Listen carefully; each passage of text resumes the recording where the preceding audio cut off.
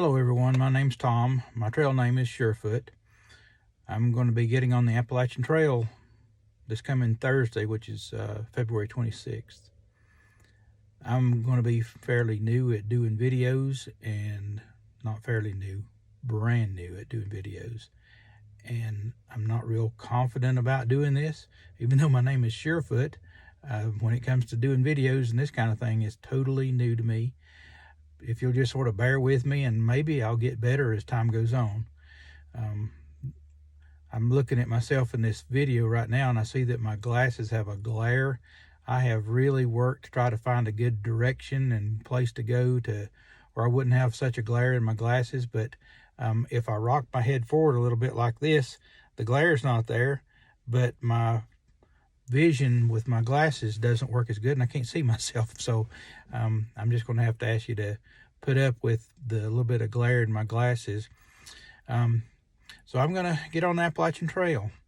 I'm a little bit different than a lot of through hikers. I do plan to call it a through hike, but some people might argue and say, well, you're not really a through hiker. Here's why.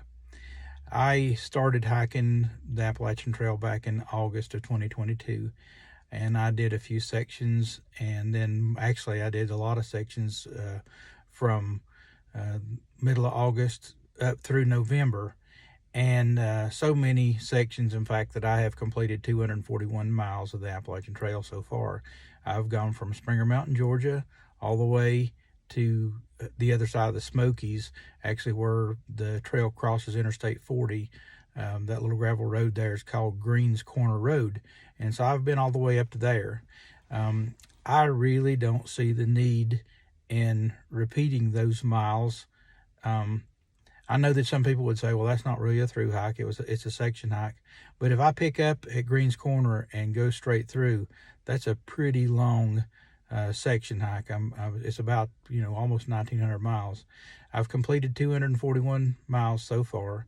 And then, so from whatever, if you subtract whatever the length of the trail is now, like 2,198 miles, subtract the 241 from it, and that's what you have. That's what I'm going to be getting on and trying to complete. So my reasoning for saying that I count it as a through hike is I started it in August, and as long as I finish before that date in August, I will have completed the whole thing in a year. That's a through hike. Anyway, that's the way I look at it. Really, I hear a lot of people say hike your own hike, so there you have it.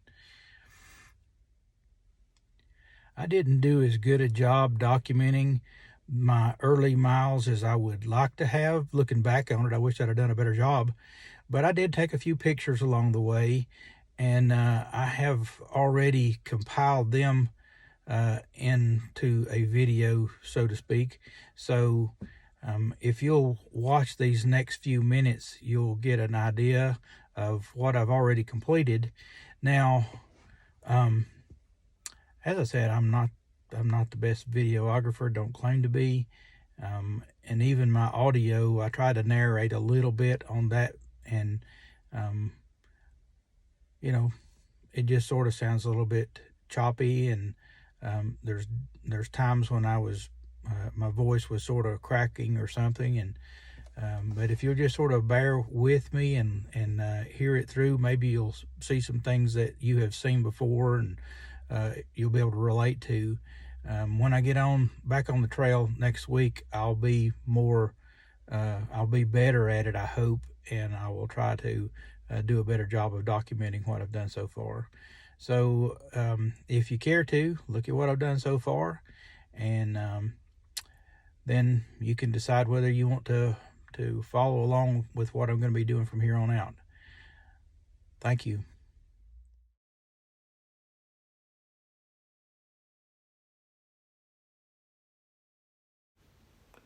This is me getting ready to get on the trail for the first time on August 25th, 2022. I first got on the trail at Deep Gap, North Carolina.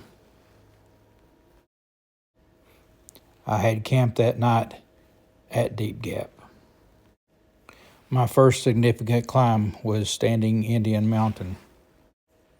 It was during my first full day on the trail, I encountered my first bear. It happened so fast that I didn't have time to take a picture. My second night on the trail was spent at Carter Gap Shelter.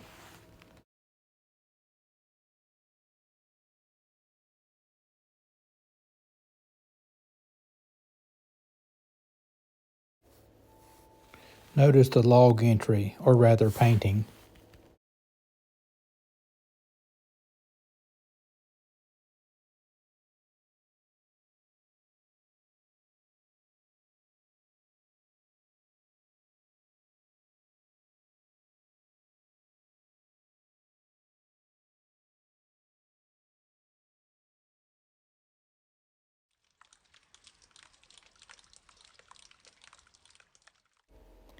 The climb up to Albert Mountain Tower was very strenuous, but once I got there, the views were beautiful.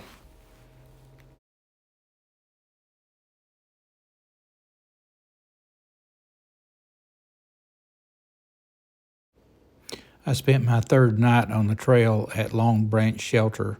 I had the shelter all to myself.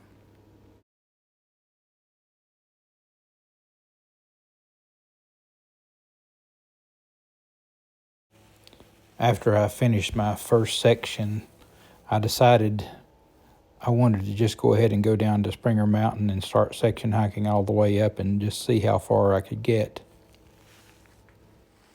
That night, I camped at Hawk Mountain Shelter along with about 50 Boy Scouts. Haha. This was the first time that I saw a bear that I could actually get a photograph of. The following weekend, I wasn't able to make it down to Georgia, so I did a hike closer to home. Unfortunately, I only got one picture.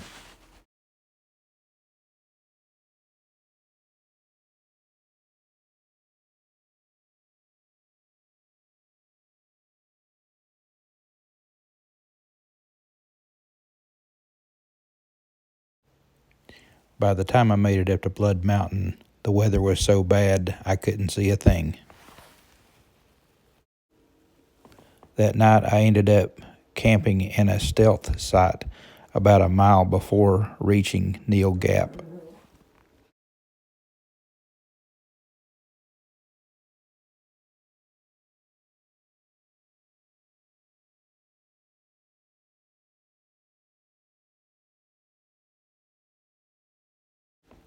Shortly after I left Neal Gap, I saw a herd of wild pigs.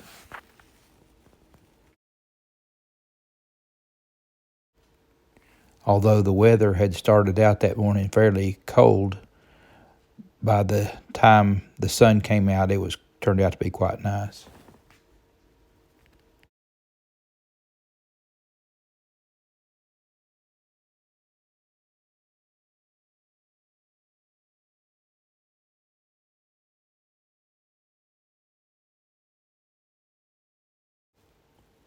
My original plan was to do this hike over 2 days, but by 2 p.m. I was making such good progress, I decided to just turn it into a one-day hike. The problem was, I only got one picture for the entire day.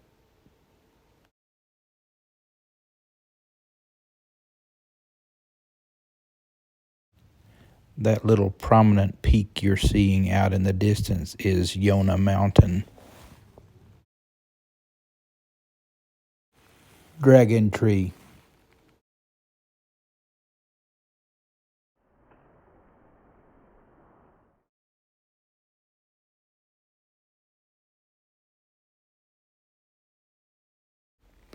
I was glad to make it back into my home state. I had covered all of Georgia. This is the Twisted Oak at Bly Gap. I thought I was going to be by myself at the camp that night, but it turned out a section hiker came in and stayed nearby. I had a really pretty sunrise the next morning, and as I was moving along, I went by Muskrat Shelter.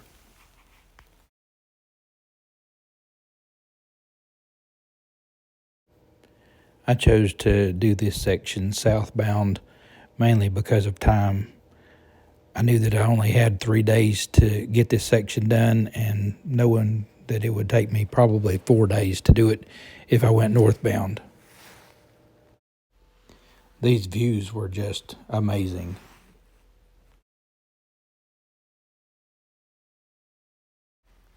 I passed Double Spring Gap Shelter, although I didn't stay there.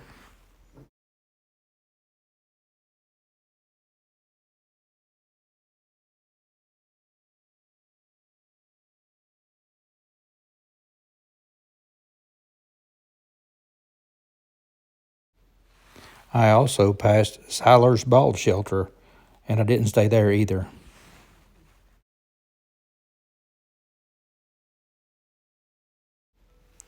I spent the night at Derrick Knob Shelter, and I didn't get any pictures of that shelter other than just this one at night. I was joined by about 4 Sobos. When I passed Thunderhead Mountain, I couldn't see a thing. I passed Spence Field Shelter and Russell Field Shelter and didn't stop, and I also didn't get any pictures of those shelters. When I went by Russell Field, though, I did stop and get water, which I had to go way off the trail to get, and it was just like a mud puddle. That time of year, most of the springs were dry. Sometimes the white blazes are difficult to distinguish from the lichen on the trees. Here we are at Fontana Dam getting ready to cross. I had spent my second night of this section at Molly's Ridge Shelter, but I didn't get any pictures. It was a wet and blustery day, the day that I got on the trail going from Wayupa to NOC. Sometimes when I'm walking along, I'll see out in the distance something white, and I think it's trash or litter until I get closer and I realize it's a big quartz rock.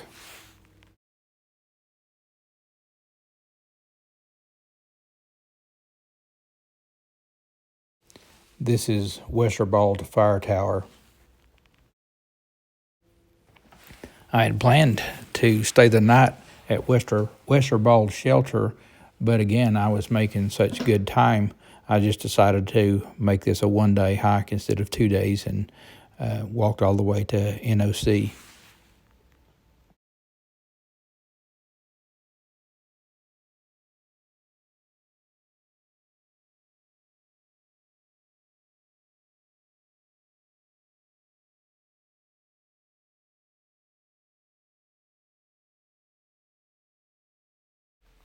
I was walking along and looked up, and there was a pretty good size hornet's nest.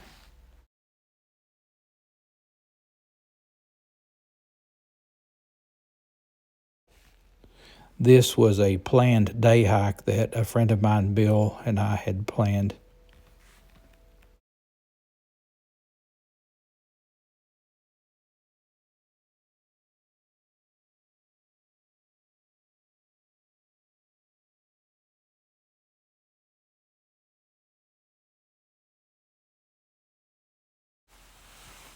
You can see it had already been snowing some, and later that night it snowed enough that they closed down 441 across the park.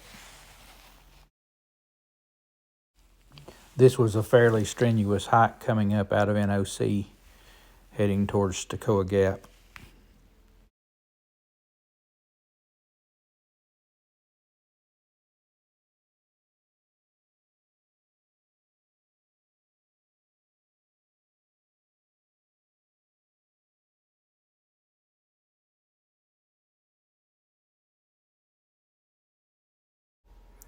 These next 3 slides were taken at Chioa Bald.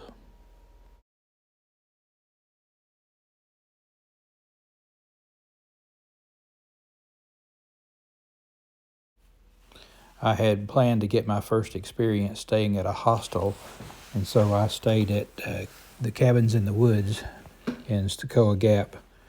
I had a really nice stay, and the gentleman that ran the hostel was very hospitable.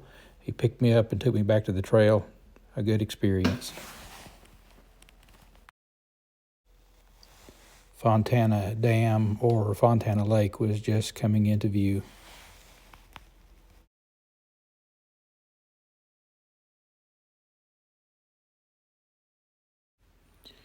This is the famous Fontana Hilton located on Fontana Lake. It was at the end of my planned hike, so I didn't stay there.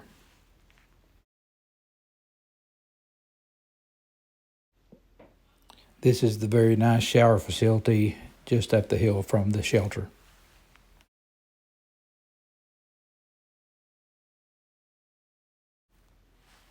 As you can see, it was getting late in the year to be up in the Smokies. There was a lot of ice on the ground.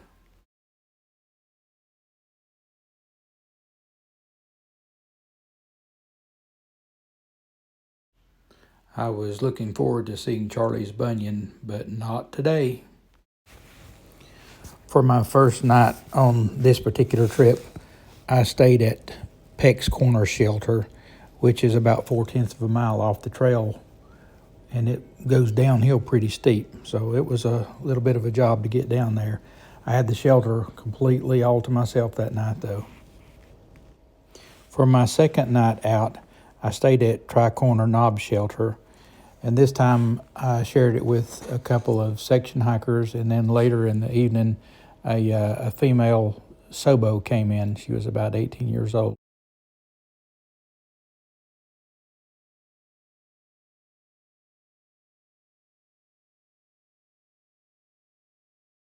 These are some shots of some airplane wreckage that had occurred up on the mountain.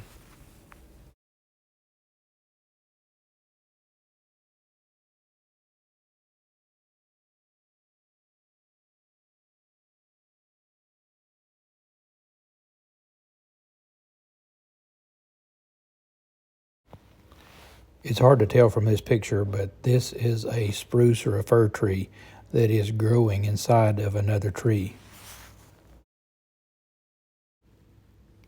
Very often as I'm walking along, I feel like I'm walking along a bridge that connects two mountain peaks. This is Mount Camerer Fire Tower.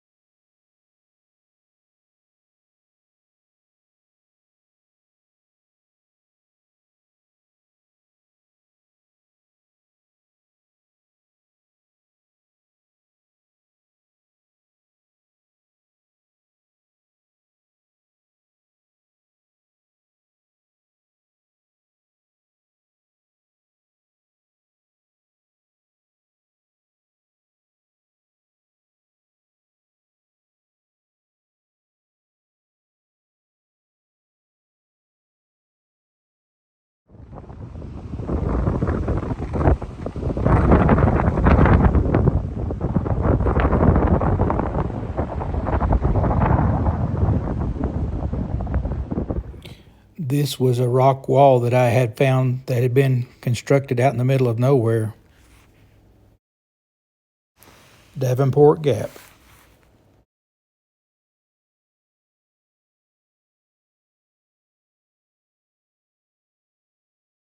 Crossing under Interstate 40.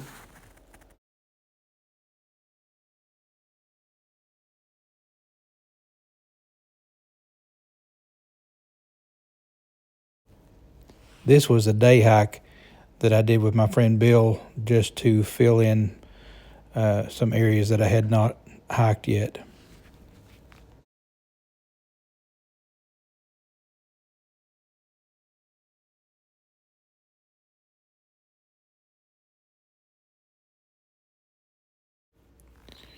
This was a final day hike that I did by myself, and when I completed this section, I was able to say that I had hiked all the Appalachian Trail from Springer Mountain all the way to the other side of where the Appalachian Trail crosses Interstate 40.